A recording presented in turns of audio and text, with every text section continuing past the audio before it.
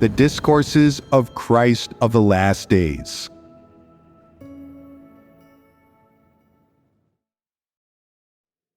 What is the truth reality? You have all now begun focusing on pursuing the truth in your belief in God. So what do you base your conduct on?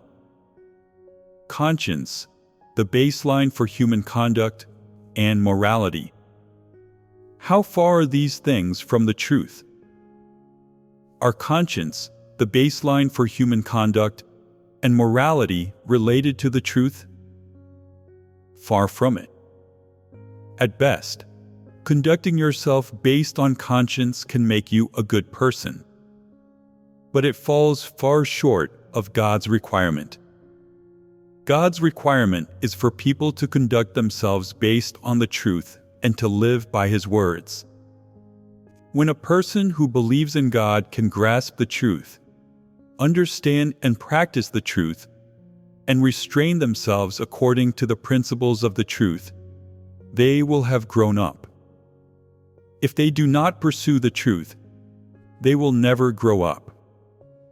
Some people have begun to pursue the truth, and they have resolve, saying, "I must do my utmost to strive toward the truth and endeavor to practice according to God's words and the truth, to do things according to the rules, to act with principles and boundaries, and to refrain from doing things that offend God's disposition or that sin against God, without needing anyone to manage, restrain, or supervise me in order to do so.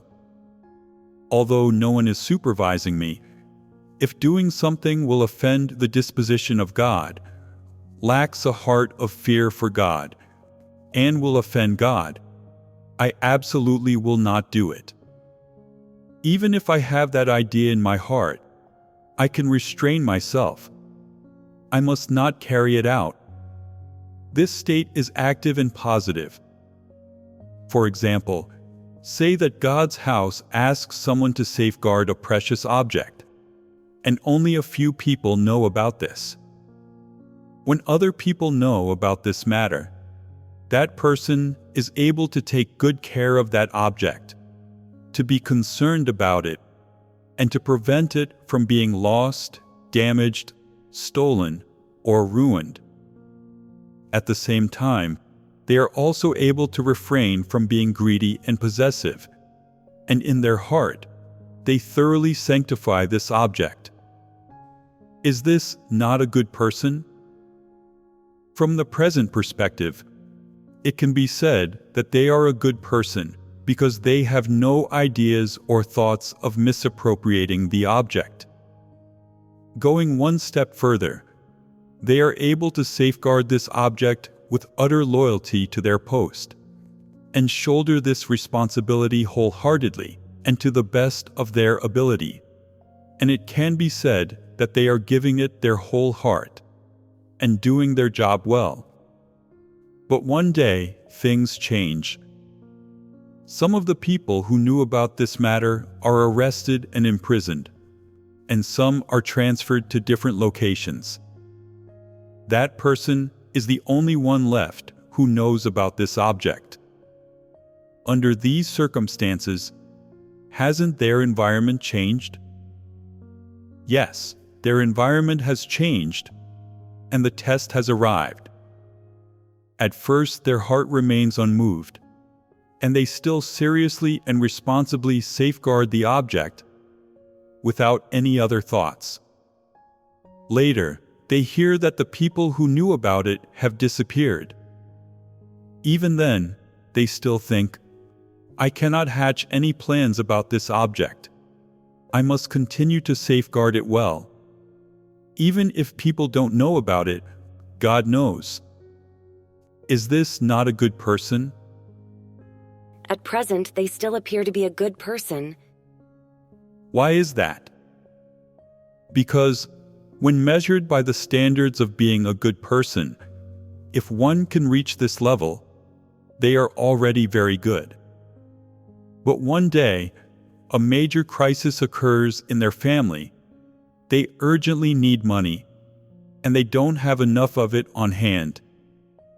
Their environment has changed again, and when the environment changes, the time has come once again for them to be tested. At first, they still consider borrowing money, but after 2 or 3 unsuccessful attempts, their heart starts to stir. Don't I have a precious object in my possession?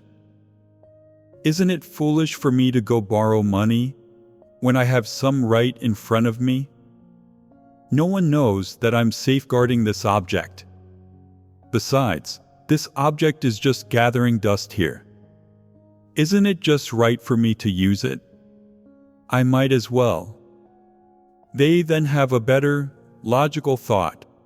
Wasn't this prepared for me by God? God is showing me grace. Thanks be to God. The more they think about it, the more they feel that this is the appropriate thing to do. After contemplating for 2 or 3 days, they feel at peace in their heart, and their conscience does not rebuke them. Finally, they decide, I'll just use this money. What happened? A change in their thinking began to occur. How did this change in their thinking come about? It was caused by the environment. So, is there a problem with the environment? Did the environment change them? No. Then how can we accurately describe this? When their environment changed twice before, why didn't their heart waver then? It was not yet a time of extreme poverty and frustration. Before this point is reached, a person's true inner thoughts and true dispositions will not be exposed. At that time, can we say that this person is loyal to God, or that they love the truth? We could say that, because when they safeguarded the offering, they were able to do it with all their heart and strength, without any other ideas or active thoughts. They never hatched any plans about that object. What a great person! However, when their living environment changed and they felt trapped with no way out, their active thoughts emerged, and they began to hatch plans about the offering. In fact, it's not that they didn't have these thoughts before, but that they hid them in their heart. Upon encountering a suitable environment, their thoughts naturally surfaced like spring water. In the end, they even found grounds for this, saying that it was prepared for them by God. When these grounds were found, wasn't their wicked nature exposed? Where did their loyalty, goodness, and sense of justice go? They are gone. So, were their previous manifestations just an act? They were not an act. They were also natural revelations, but they weren't deep ones. They were the most superficial revelations. They were surface-level phenomena. There are some illusions among the surface-level phenomena of humanity, and sometimes people can't see through them and are easily misled. For example, some people appear to perform their duties very well for 6 months or a year, but after 1 year, they become negative. After 2 years, they might run away and return to the secular world, some to make money, and some to live their own lives. So, it would be wrong for you to determine that they are a person who sincerely expends for God based on their performance within 6 months or a year. Their behavior for those 6 months or a year is actually an illusion, a temporary enthusiasm. When faced with some environments and temptations, their true countenance and the adulterations in the intentions behind their belief in God are exposed. Isn't this a fact? They haven't changed at all. What exactly does God want to change in people? What problems does God want to solve by getting people to accept the truth? Things within man's nature. That's right. It is the things within man's nature that must be solved. When nothing has befallen them, people have a fundamental moral baseline and they don't take advantage of others. Especially the elderly often say, "Don't covet the possessions of others, and do not part with your own." That is to say, do not casually give away your own belongings, and do not become greedy or have covetous thoughts toward other people's belongings. This is just what normal humanity should possess, and it falls short of the truth. So, can people achieve this? They cannot. People can't even achieve this, and yet they say not to have covetous thoughts. Seizing other people's belongings without even waiting for covetous thoughts to arise within oneself. This is the result of the domination of one's nature.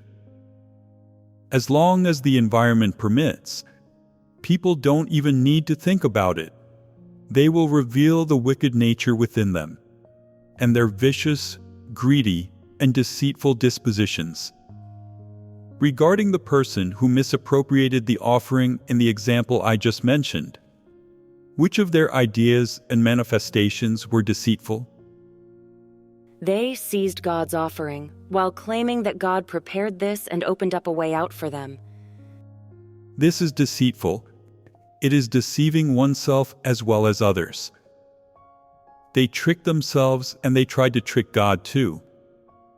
They used these pleasant-sounding words to prevaricate themselves and to comfort their own conscience so that they could avoid its accusations. Moreover, they fabricated a beautiful lie for themselves, and they wanted to use this lie to fool and trick God. Isn't this deceitful? It is deceitful.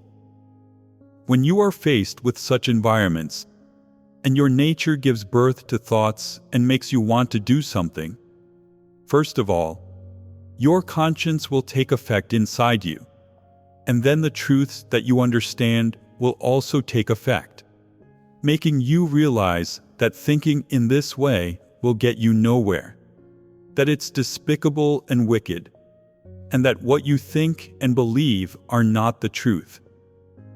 Although you temporarily have the impulse to do this thing, after praying to God, you think, "I cannot do this. It would offend God. It is wicked. Doing this is incompatible with the truth, and wouldn't it be tricking God? I can never do this. This is something that is sanctified. It belongs to God, and it absolutely must not be touched." Although no one knows about this thing, and only God knows about it, because only God knows about it, I absolutely can't touch it. If a person can think in this way, then they have real stature. If they relied on their good intentions and moral baseline, could they restrain themselves? Could they guarantee that they would not steal the offering? They could not. What must a person possess in order to achieve this? They must have fear of God in their heart.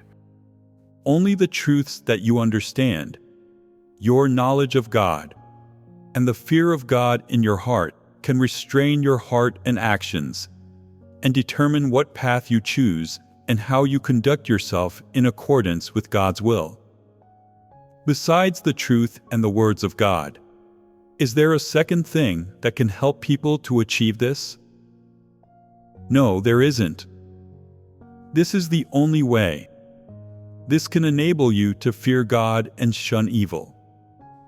No matter what kind of environments you encounter, whether they're trials or temptations, they can't change your loyalty and submission to God. Once you solidify your resolve, it will never change. No matter how difficult an environment you encounter, even if it is an especially big temptation for you, your resolve will remain unchanged, and your principles for doing things will remain unchanged. In this way, you will stand firm in your witness, and you will obtain the truth.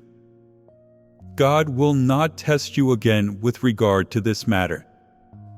You will have overcome it, and you will have stood firm. Right now, can most people reach this stature? They still cannot reach it, which proves that the truth has not become their life. Then what things are their life now? Satan's philosophies for worldly dealings, Satan's poisons, and some human instincts, that is, to hold on to the baseline of morality and human conduct, as well as some spiritual doctrines and expressions that they acquired after coming to believe in God. Having grasped these things, people always think, I have obtained the truth. I have understood so much in my belief in God.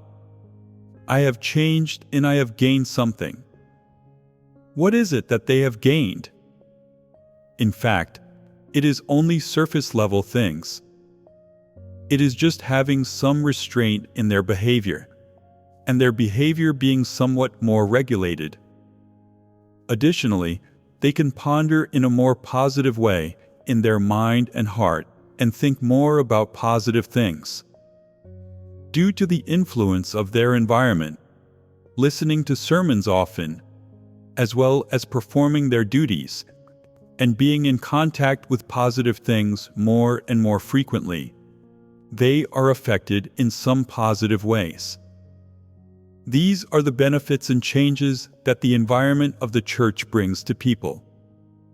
But how big and how numerous are the changes that the truth brings to people?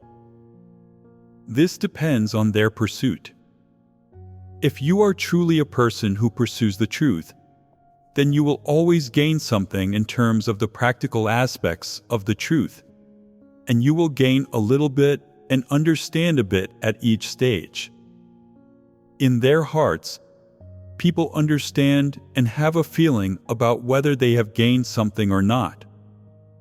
What do most people feel now? That, based on their good intentions, they are often diligently and deliberately doing some good deeds, things that people believe possess conscience and reason, and things that won't get them accused or criticized by others. Even though they are good deeds, it cannot be said that they are the practice of the truth. Is this not the case? Most people have a fundamental principle for their actions, which is to act according to their conscience. They feel that the truth is too profound, too abstract, and that it seems too distant from people. People don't understand the truth well, and they can't explain it clearly, so they merely act according to their conscience and muddle through day after day. Some people don't even have any of the awareness of conscience, and they don't act according to the standards of conscience.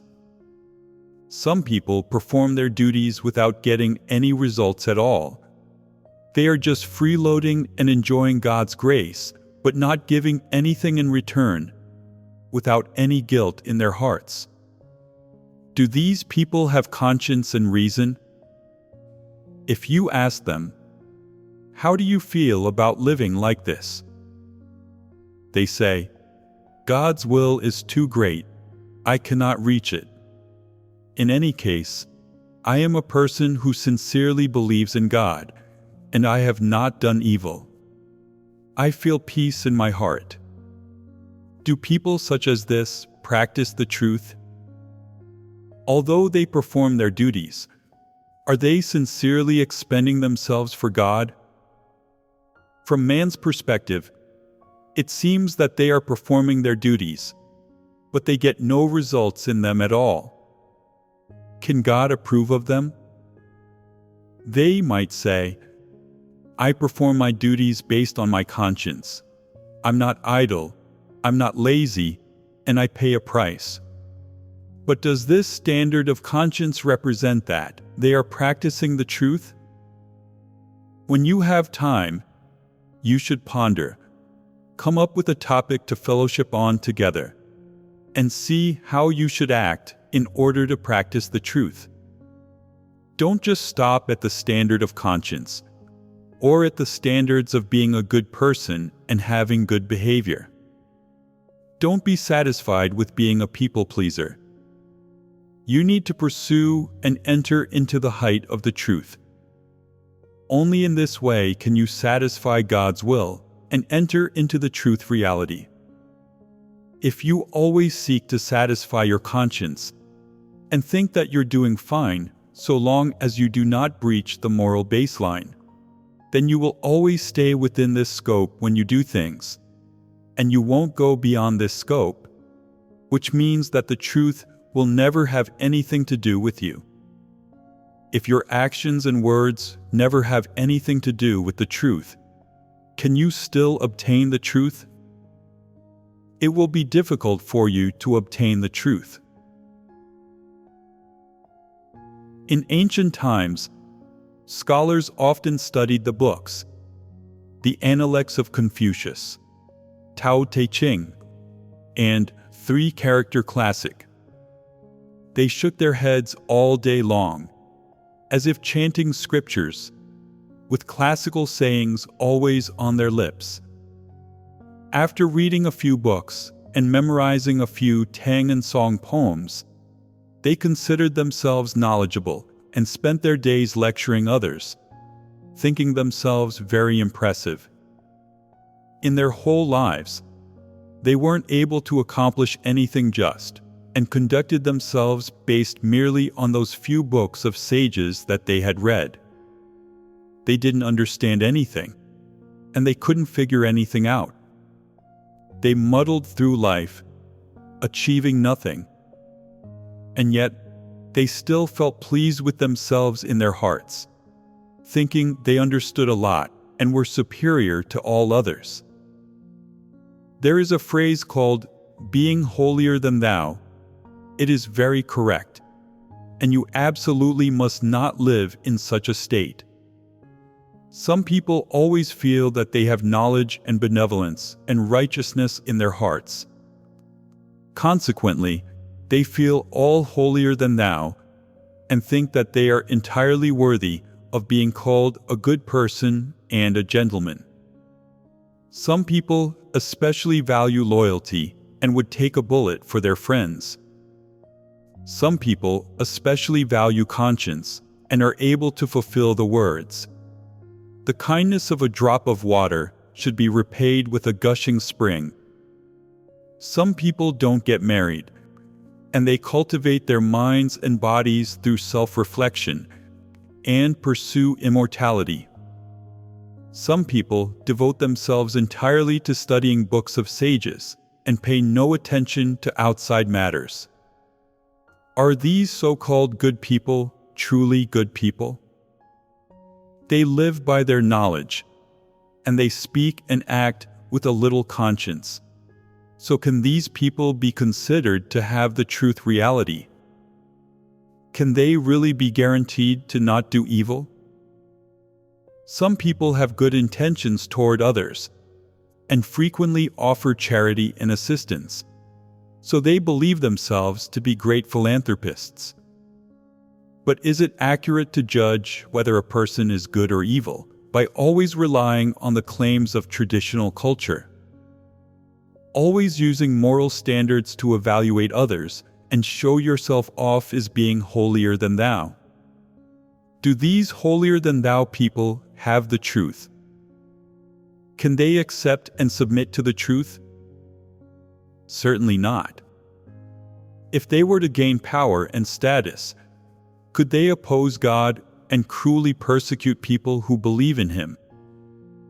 They are more than capable of doing this, which illustrates that they still have malice in their nature, and that their nature is that of Satan.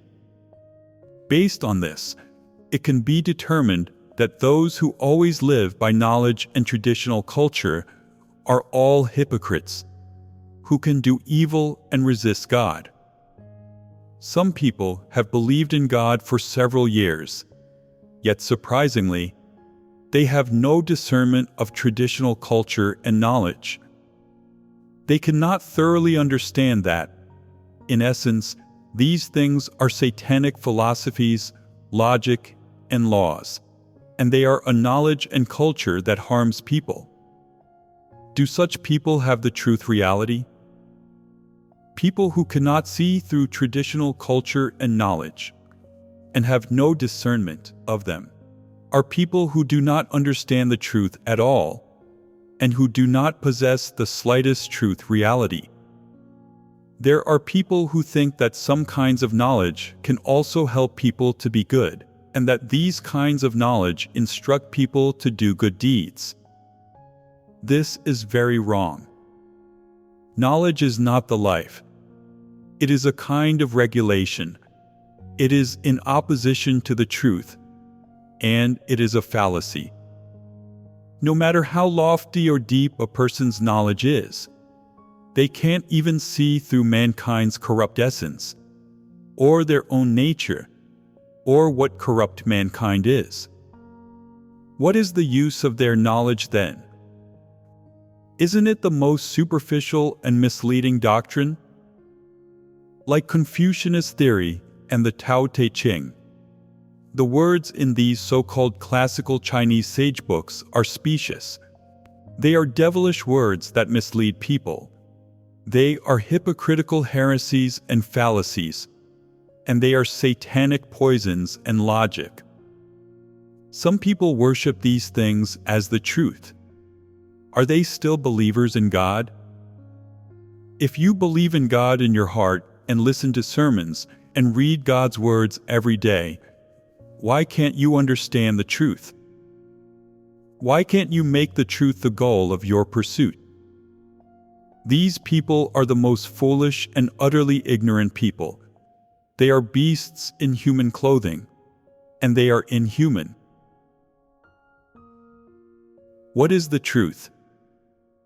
First of all, it must be determined that philosophies for worldly dealings are definitely not the truth, and that the mottos of celebrities and great figures are not the truth. The sayings from Confucianism and Taoism, the good behaviors and actions that are inherited and commonly recognized by corrupt mankind, the things and theories that guide people's minds, and so on. None of these things are the truth. Is deriving pleasure from helping others the truth? No. Deriving pleasure from helping others and being charitable are good acts, and a warm-hearted person is at least kind-hearted and able to take pity on others. Why is this not in line with the truth? There are no principles to how they help people. Is helping people without principles being a good person? That's being a people pleaser and trying to be on good terms with everyone. Is showing filial piety toward one's parents the truth? No, it's not. Being filial to one's parents is a correct and positive thing. But why do we say that it is not the truth? Because people do not show filial piety to their parents with principles, and they are not able to discern what kind of people their parents truly are. How a person should treat their parents relates to the truth. If your parents believe in God and treat you well, should you be filial to them? Yes. How are you filial? You treat them differently from brothers and sisters. You do everything they say, and if they are old, you must stay by their side to care for them, which stops you from going out to perform your duty. Is it right to do this? No. What should you do at such times? This depends on the circumstances. If you are still able to look after them whilst performing your duty near your home, and your parents do not object to your faith in God, then you should fulfill your responsibility as a son or daughter and help your parents with some work. If they are ill, look after them. If something is troubling them, comfort them. If your financial circumstances allow, buy them the nutritional supplements that suit your budget. However, what should you choose to do if you are busy with your duty? There is no one to look after your parents, and they too believe in God. What truth should you practice? Since being filial to one's parents is not the truth, but only a human responsibility and obligation, what then should you do if your obligation conflicts with your duty? Prioritize my duty, put duty first. An obligation is not necessarily one's duty. Choosing to perform one's duty is practicing the truth, whereas fulfilling an obligation is not. If you have this condition, you may fulfill this responsibility or obligation, but if the current environment does not allow it, what should you do? You should say, "I must do my duty." That is practicing the truth. Being filial to my parents is living by my conscience, and it falls short of the practice of the truth. So, you should prioritize your duty and uphold it. If you have no duty now, and don't work far from home, and live close to your parents, then find ways to take care of them. Do your best to help them live a little better and lessen their suffering. But this also depends on what kind of people your parents are. What should you do if your parents are of poor humanity, if they constantly hinder you from believing in God, and if they keep dragging you away from believing in God and performing your duty? What is the truth that you should practice? At this time, you must reject them. You have fulfilled your obligation. Your parents don't believe in God, so you have no obligation to show filial respect to them. If they believe in God, then they are family, your parents. If they do not, then you are walking different paths. They believe in Satan and worship the devil king, and they walk the path of Satan. They are people who are walking different paths to those who believe in God. You are no longer a family. They regard believers in God as their adversaries and enemies. So you have no more obligation to take care of them and must cut them off completely. Which is the truth? Being filial to one's parents or performing one's duty? Of course, performing one's duty is the truth. Performing one's duty in God's house is not simply about fulfilling one's obligation and doing what one is supposed to do. It is about performing the duty of a created being. Herein is God's commission. It is your obligation, your responsibility. This is a true responsibility, which is to fulfill your responsibility and obligation before the Creator. This is the Creator's requirement of people, and it is the great matter of life. But showing filial respect to one's parents is merely the responsibility and obligation of a son or daughter. It is certainly not commissioned by God, and less still does it accord with God's requirement. Therefore, between showing filial respect to one's parents and performing one's duty, there is no doubt that performing one's duty, and that alone, is practicing the truth. Performing one's duty as a created being is the truth, and it is a bounden duty. Showing filial respect to one's parents is about being filial to people.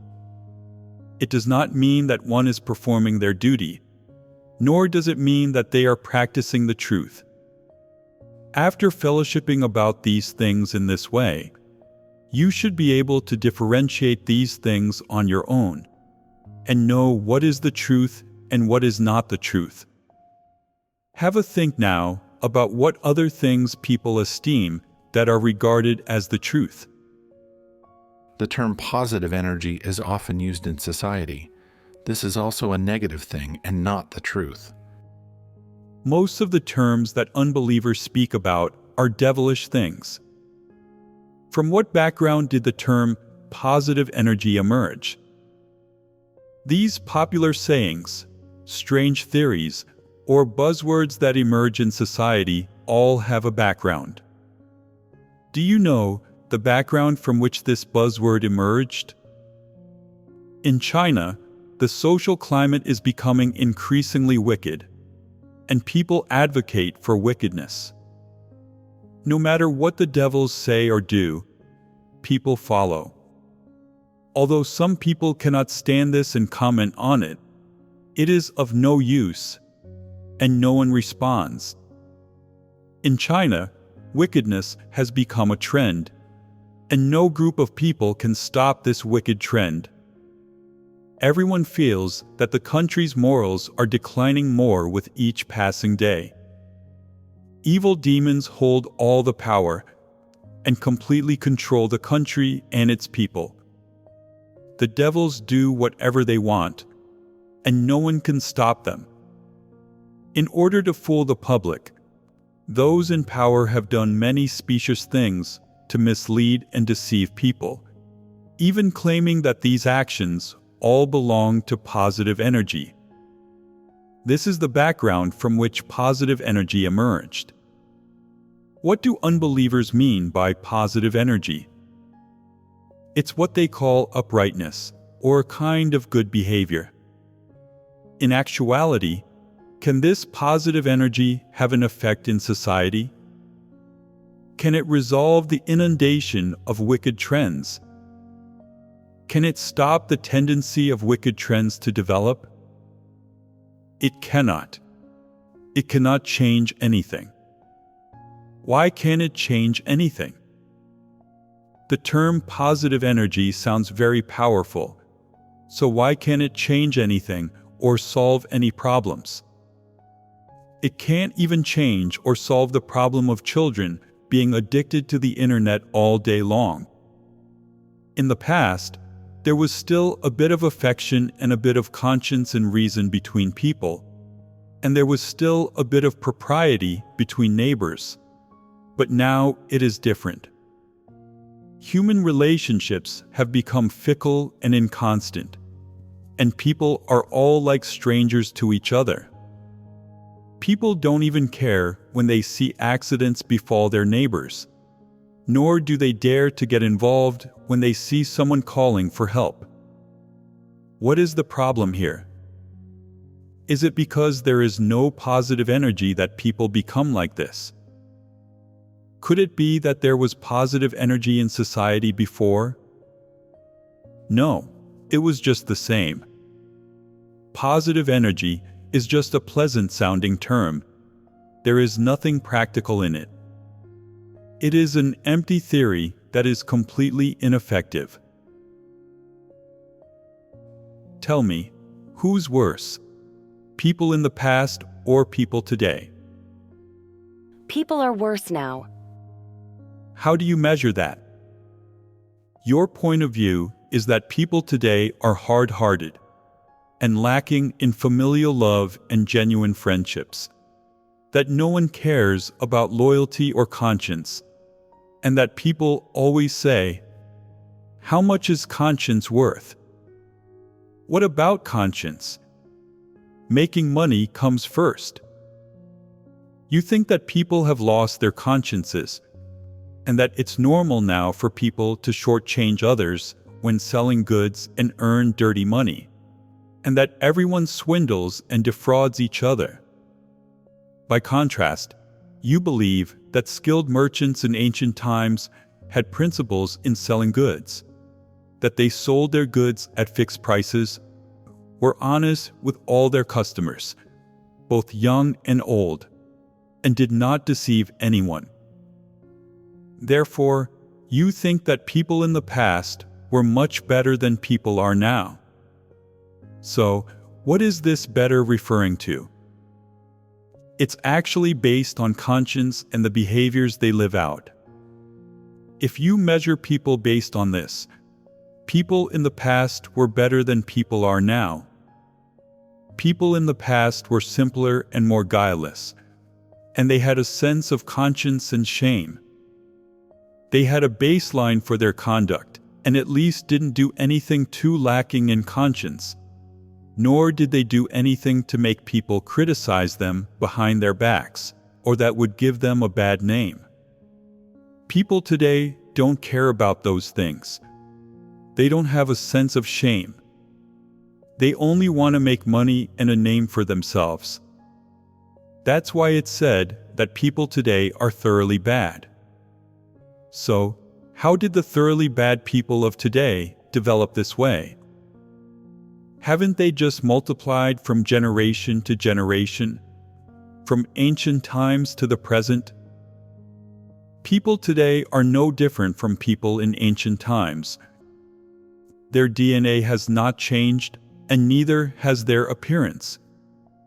It's just that the living conditions are better than in ancient times. Today, people learn more complex things and are proficient in more fields.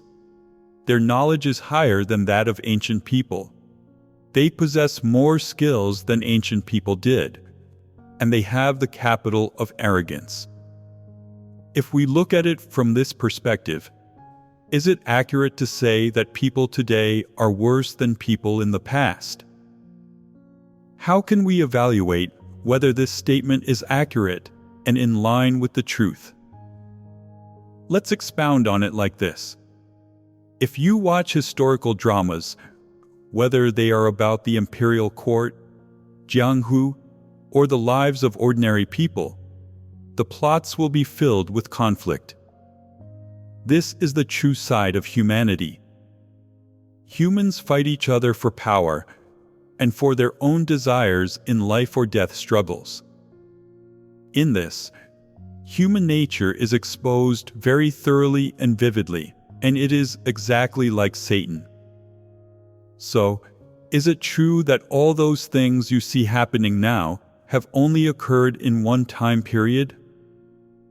Do people fight so fiercely in certain places on earth because there's bad feng shui there, and because unclean demons swarm there? Or is it that those people have bad genes, making them aggressive by nature? Neither. Then, how do these conflicts come about? They're all fought for the sake of power, status, and self-interest. No matter the social stratum, from high to low, people have always been constantly fighting and competing, fighting until they're exhausted, and competing within an inch of their lives. What can we see from these phenomena?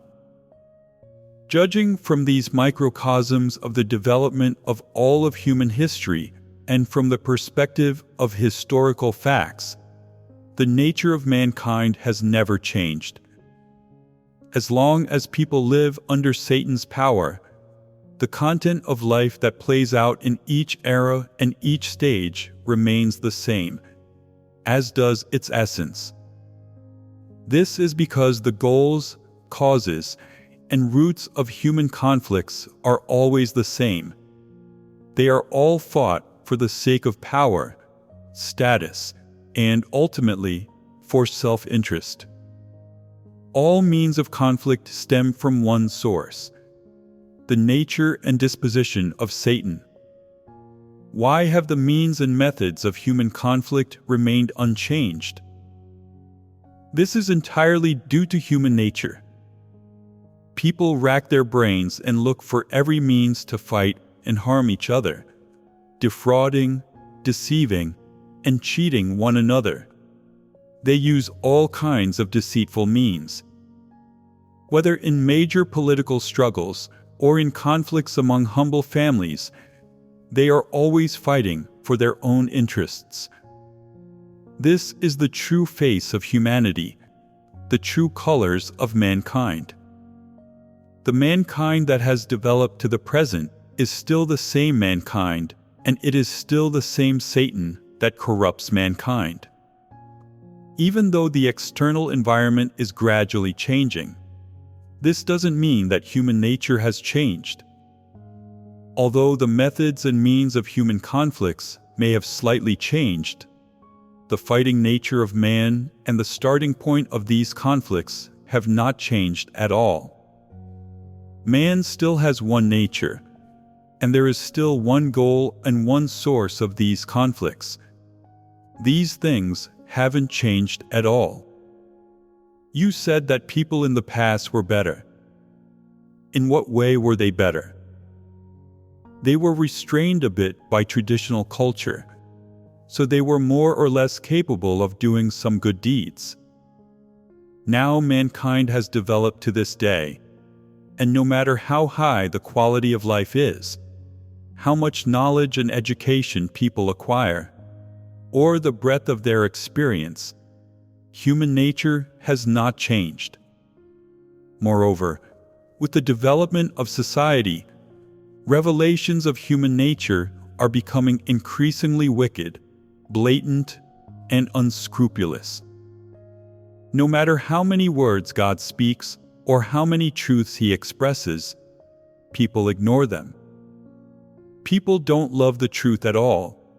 Instead, they have become even more averse to the truth and feel even more hatred for it. Are there any people who do good things in society now? Yes, but fewer than before. Then, can you say that these people are good and that they haven't become bad? Surely, they are not living in a vacuum? What kind of good things do they do? They are merely good behaviors and good intentions. If you talk to them about matters of believing in God, such as believing in God in order to be a good person and to worship God, observe their reactions. If they hear that people will end up being persecuted by the government if they believe in God, they will treat you as an enemy and ridicule you. If you are being pursued and persecuted, and you try to hide at their homes for a bit, they will report you and hand you over to the government. They will take a victim of a car accident to the hospital to save their life. Yet they will also send a good person who believes in God into the hands of evil demons, to be abused or even persecuted to death. How do you explain this? Which behavior reflects their nature? The latter is their nature. They save other people, and they also place other people in deadly situations. Are such people humans or demons?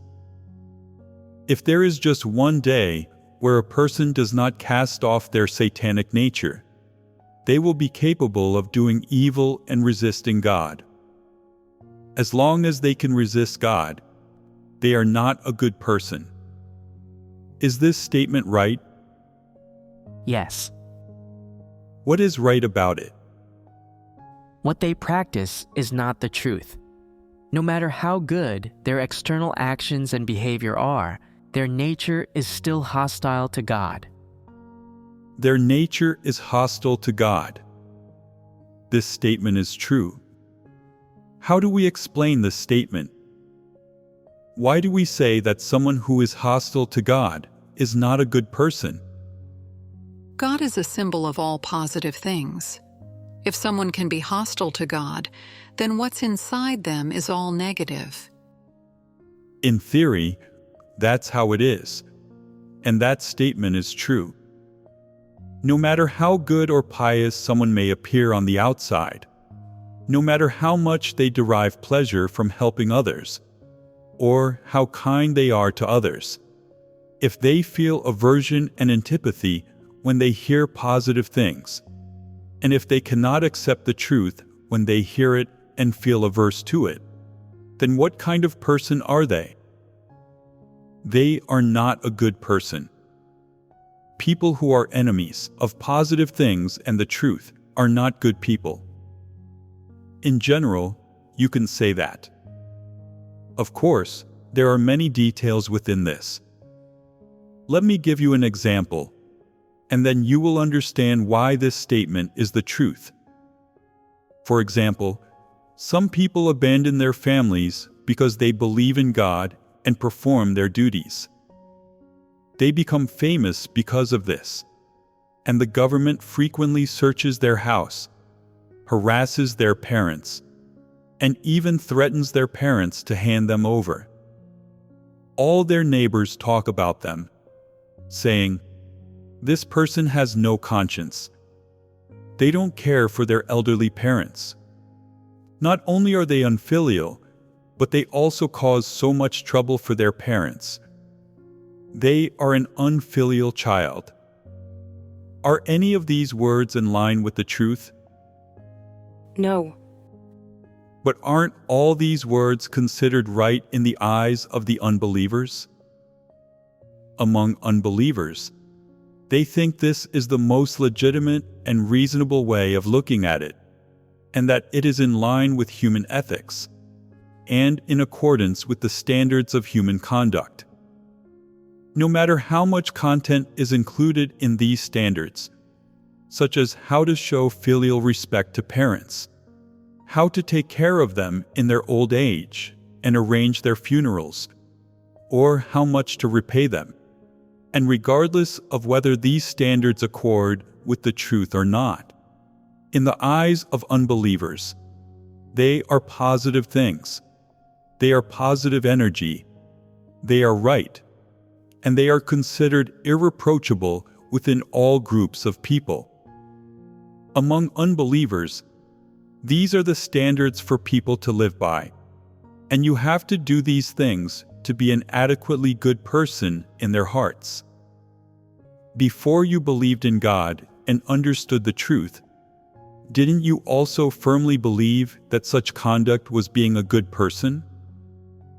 Moreover, you also used these things to evaluate yourself and restrain yourself, and you required yourself to be this kind of person.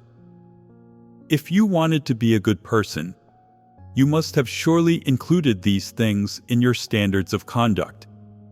How to be filial to your parents, how to make them feel less worried, how to bring them honor and credit, and how to bring glory to your ancestors. These were the standards of conduct in your heart and the direction of your conduct.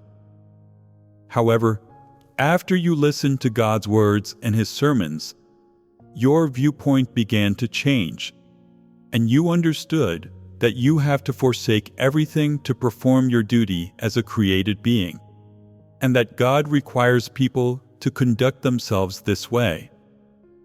Before you were certain that performing your duty as a created being was the truth, you thought you should be filial to your parents, but you also felt you should perform your duty as a created being, and you felt conflicted inside. Through the continuous watering and shepherding of God's words, you gradually came to understand the truth, and it was then that you realized that performing your duty as a created being is perfectly natural and justified. Up until this day, many people have been able to accept the truth and completely abandon the standards of conduct from man's traditional notions and imaginings. When you completely let go of these things, you are no longer constrained by words of judgment and condemnation from unbelievers when you follow God and perform your duty as a created being, and you could cast them off easily. So, why have those old traditional notions disappeared from your heart? Could it be that you have become bad? Has your heart hardened and your conscience disappeared? In fact, your conscience hasn't changed. You're still the same person, and your personality, preferences, and standards of conscience and morals haven't changed.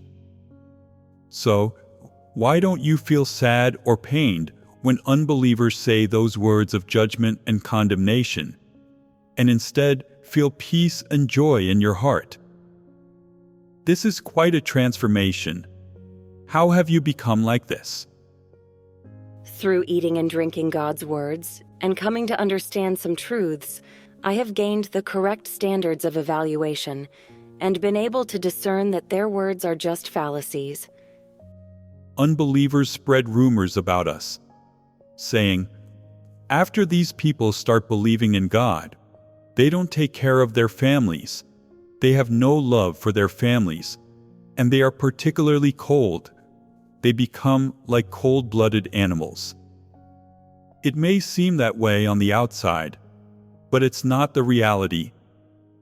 There is an essential problem here that blind people have no way of seeing.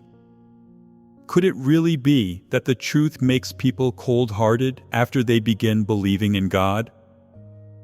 No.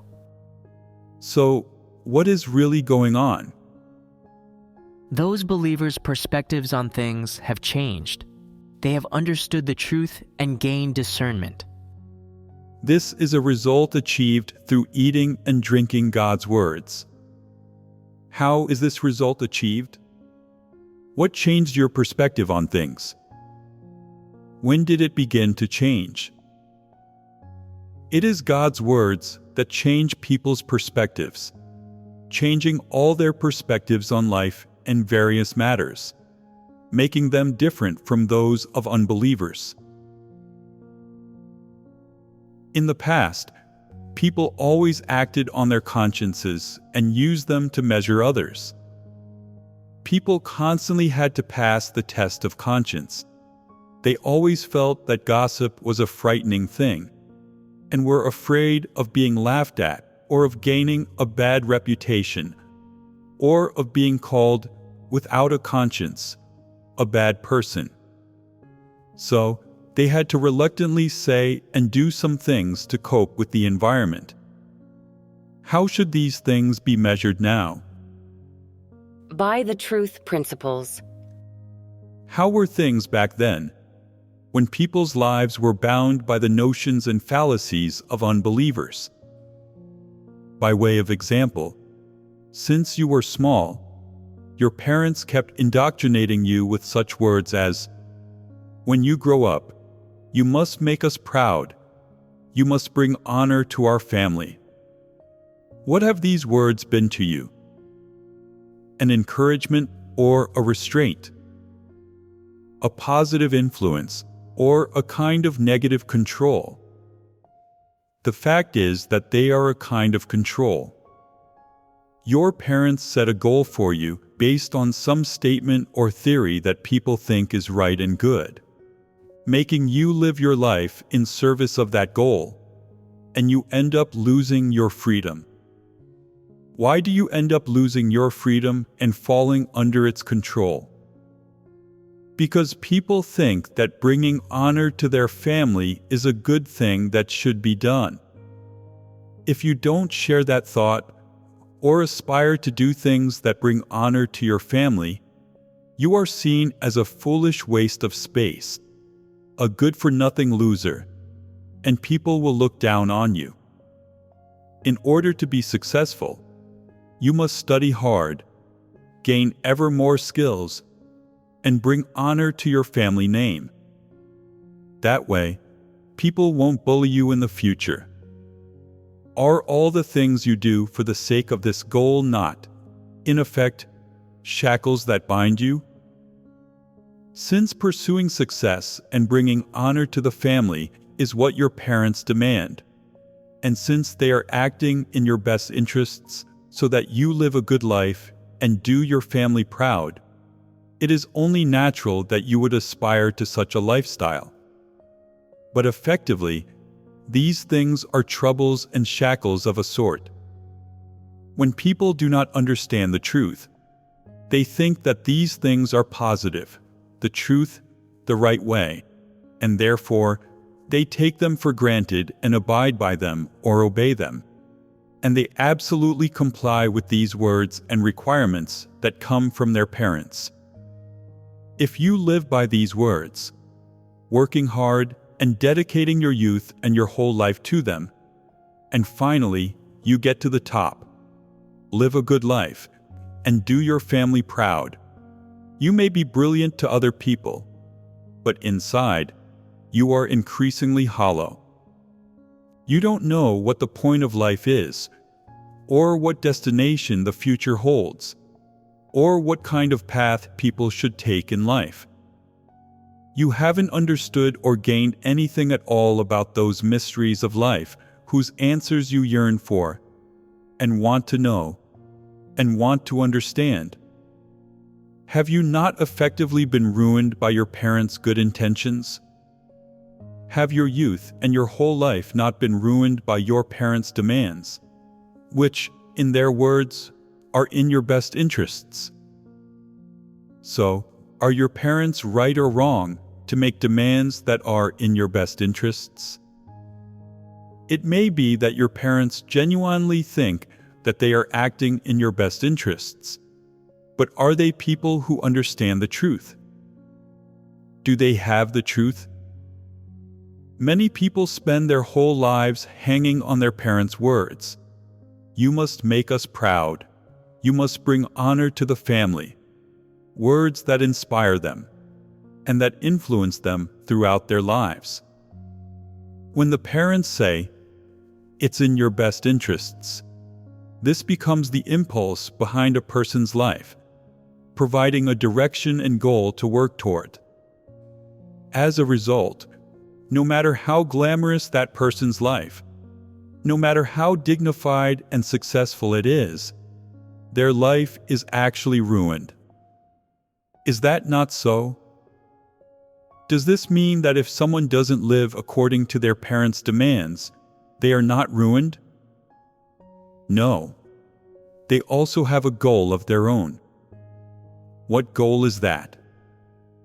It is still the same, namely to live a good life and do their parents proud, not because their parents have told them to, but because they have accepted this goal from elsewhere. They still want to live by these words, and do their family proud, and get to the top, and become an honorable, dignified person. Their goal hasn't changed. They still dedicate their whole life, and live their whole life, trying to achieve these things. So, when people do not understand the truth, and accept many so-called correct doctrines, correct statements, and correct views that prevail in society, they turn those correct things into the direction, foundation, and motivation for their own life's efforts. In the end, people live uncompromisingly and unreservedly for the sake of these goals, struggling through life until they die, at which point some are still unwilling to see the truth. What pitiful lives people lead. However, once you understand the truth, do you not then gradually leave behind these so-called correct things, correct teachings, and correct statements, as well as your parents' expectations of you? Once you gradually leave behind these so-called correct things, and the standard by which you measure things is no longer based on the statements of traditional culture, are you not then no longer bound by those statements? And if you are not bound by these things, do you live freely? You may not then be completely free, but at least the shackles will have been loosened. In their belief in God, people still have a lot of notions, imaginings, intentions, and impurities, as well as their philosophies for worldly dealings, deceitful thoughts, corrupt natures, and so on. When these things are resolved, and people are able to live entirely by the truth, they will live before God and be truly liberated and free.